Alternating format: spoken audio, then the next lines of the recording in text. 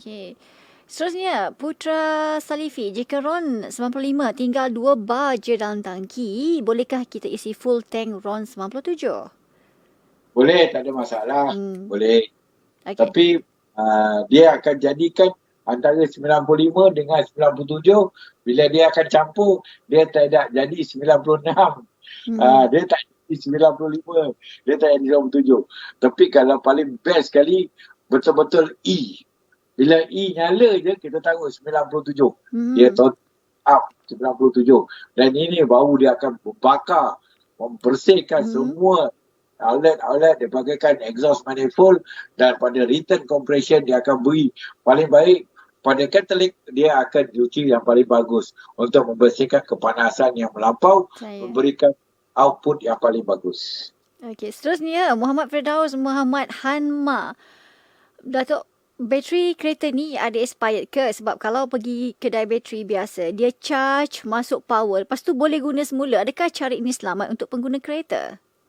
Ya, dia ada dua. Satu basah, satu bateri kering. Bateri basah, dia memang pada baru-barunya dia taruh die pasang je pada kereta. Bateri kering akan berterusan saja terus kepada kereta, tak ada masalah, atau pada motosikal bertangan terus. Tetapi apabila kenderaan tidak dihidupkan, tidak dinyalakan, tidak disesuaikan, ini akan menyebabkan penggunaan elektrik harus terus menerus kepada security system, iaitu alarm, terus kepada jam yang sentiasa bergerak. Bateri mungkin lama, mungkin akan habis.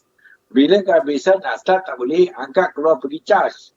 Bila charge memang boleh, tak akan rosak. Sebab charge tu dia akan mengikut kepada voltage setiap bateri.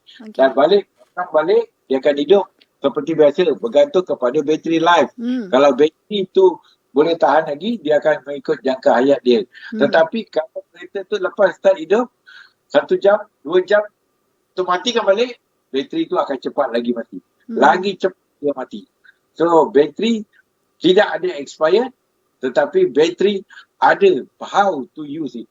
Macam mana kamu gunakan. Jadi, penggunaan tu amat penting. Kalau hari-hari guna, dia lagi cepat baik. Dia lagi, hayat dia lagi jauh. Dan 28 hari diperiksa, lagi tambah jangka hayat bateri tersebut. Okey, kalau bateri baru tukar, katalah semalam baru tukar bateri, orang kata betul ke selepas 6 bulan baru kita check Tak air juga. semua? Tak juga? Tidak. Kalau bateri basah, setiap 28 hari kena cek walaupun dia baru. Sebab di kuateri bateri baru pun ada failure juga. Sebab digunakan PDI, pre-delivery inspection, memang nampak cantik, semua betul. Tapi dia pasang daripada kereta, bergerak je, ada vibration. Ada vibration, ada tekanan dan menyebabkan current flow in, flow out, return charge dengan return. So, ini akan menyebabkan kuasa tenaga yang ada dalam bateri itu boleh disimpan ke tidak. Jadi kalau tak boleh disimpan, bateri itu cepat mati. Itu sebab diberikan warranty kepada bateri 1 tahun, 2 tahun, 3 tahun.